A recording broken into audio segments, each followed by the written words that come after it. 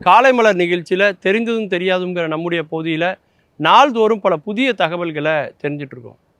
அந்த வகையில் நாம் பார்க்க போகிறது புல்லுருவிகள். நம்முடைய உழைப்பை, நம்முடைய மூளையை, நம்முடைய அறிவை சுரண்டி உயிர் வாழக்கூடிய பிற மனிதர்களை புல்லுருவிகள் அப்படின்னு நம்ம அழைக்கிறது உண்டு. அந்த புல்லுருவிங்கிற பேர் எப்படி வந்துச்சு? புல்லுருவிகள் அப்படிங்கிறது பார்த்திங்கன்னா சந்தன மரத்தினுடைய ஒரு வகை தான் இந்த புல்லுருவி. இது பார்த்திங்கன்னா செடி மாதிரியே கொடி மாதிரியே இருக்கும். இதற்கு ஒளிச்சேர்க்கை செய்யக்கூடிய ஆற்றல் உண்டு. தானாக தனக்கு தேவையான உணவை பச்சையத்தின் மூலமாக தேடி கொள்ளக்கூடிய ஆற்றல் அதுக்கு உண்டு. ஆனால் அதை செய்யுமானால் அது செய்யாது. அது எப்போ அந்த வேலையை செய்யும்னா, தனக்குன்னு ஒரு மரமோ செடியோ கொடியோ கிடைக்காதது வரைக்கும் இந்த புல்லுருவிகள் உயிர் வாழ்வதற்காக அந்த ஒளிச்சேர்க்கையை செய்யும். தனக்குன்னு ஒரு மரம் கிடச்சிருச்சு அப்படின்னா அதன் பிறகு அது ஒளிச்சேர்க்கை செய்கிறதை நிறுத்திடும். அந்த மரத்திலிருந்து நீர் சத்து, உயிர் சத்து, எல்லா சத்துக்களையும் உறிஞ்சி கொண்டு இது வளர ஆரம்பிக்கும். எப்படி வயலில் நெல்லுக்கு போகக்கூடிய தண்ணீரை, உரத்தை எல்லாம் எடுத்துக்கிட்டு களைகள் வளருதோ, அந்த களையை பறிக்கிறாங்களோ, அது மாதிரி இந்த புல்லுருவிகள் மரத்தில் இருக்கும். அது அந்த தாவரத்தை போலவே அது இருக்கும்.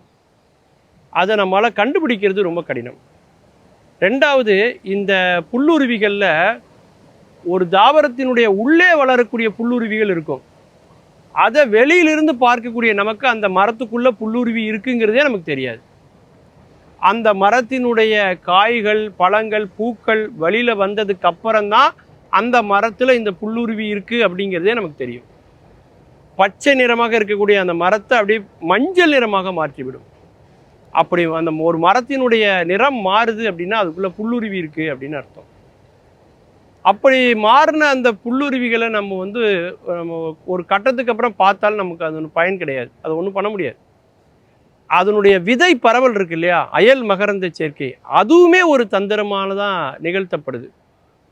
அதனுடைய விதைகள் பார்த்திங்கன்னா, அதனுடைய பழங்கள் பார்த்திங்கன்னா ஒரு விதமான பசைத்தன்மையோடு இருக்கும். அந்த காய்கள் பழங்களும் ஒரு பசைத்தன்மை இருக்கும். அதை உண்ட பறவைகளால் அவ்வளவு எளிதில் அதை ஜீரணித்து அதை கழிவாக வெளியேற்றவே முடியாது. அந்த பறவைகள் ரொம்ப சிரமப்படும். அது இயற்கையான பழங்கள், காய்கள் நினச்சி அதை சாப்பிட்ருது. ஆனால் பார்த்தா அது புல்லுருவியினுடைய காய் பழங்கிறது அதுக்கு தெரியாது. ஆனால் சாப்பிட்டதுக்கப்புறம் அதனுடைய பசைத்தன்மை இருக்கிறதுனால அதால் எளிதில் அதை கழிவாக வெளியேற்ற முடியாது. பசை மாதிரி அது ஒட்டிக்கிட்டே இருக்கும் அந்த கழிவு அந்த பறவையோட. அப்போ அது என்ன பண்ணும், இன்னொரு மரத்தினுடைய கிளையில் போய் அது உரசும். இன்னொரு மரத்தின் மீது உரசித்தான் அந்த கழிவை கீழே தள்ளும். அப்படி மரத்தின் மீது உரசி அந்த கழிவு கீழே விழுகிற போது, மரத்தினுடைய நிழலில் கீழே விழுகிற போது அந்த புல்லுருவிக்கும் இன்னொரு மரம் கிடைத்து விடுகிறது. அப்படித்தான் இந்த புல்லுருவிகள் இனம் அப்படியே தொடர்ந்து பயணப்பட்டு கொண்டே இருக்கிறது அப்படின்னு சொல்லலாம். இந்த புல்லுருவிகளை நம்ம அழிக்கணும்னு முடிவு பண்ணி அழிச்சிட்டோம் அப்படின்னா என்ன ஆகும்னா, இந்த சூழலில் ஒரு மிகப்பெரிய ஒரு ஏற்ற இறக்கம் ஏற்படும். சூழல் சமன்பாடு பாதிக்கப்படும். அதனால தான் இந்த புல்லுருவிகளை அழிக்காமல் இன்னும் நம்ம விட்டு வச்சுருக்கோம்.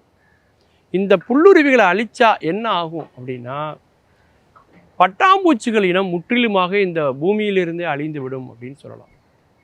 இந்த பட்டாம்பூச்சிகள் எங்கே முட்டையிடுகிறது அப்படின்னா, இந்த புல்லுருவியினுடைய இலையில தான் அது முட்டையிட்டு புழுவாக மாறுகிற வரைக்கும் அந்த இலையில தான் அது இருக்கும். ஏன்னா இந்த புல்லுருவியில் ஒரு விதமான விஷத்தன்மை உண்டு. அந்த விஷத்தன்மையை அதை உண்ணுகிற அந்த வண்ணத்து பூச்சிகளுக்கும் அந்த விஷத்தன்மை உண்டு.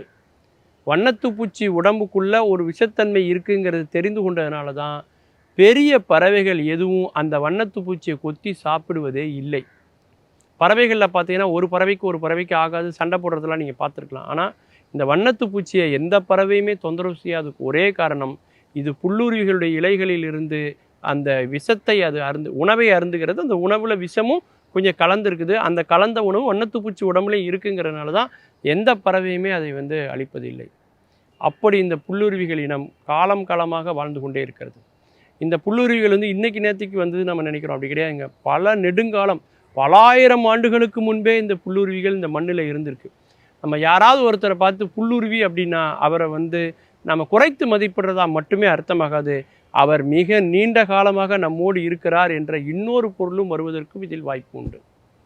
மீண்டும் பல புதிய தகவல்களோடு அதில் அறியப்படாத பக்கங்களோடு உங்களை சந்திக்கிறேன். நன்றி, வணக்கம்.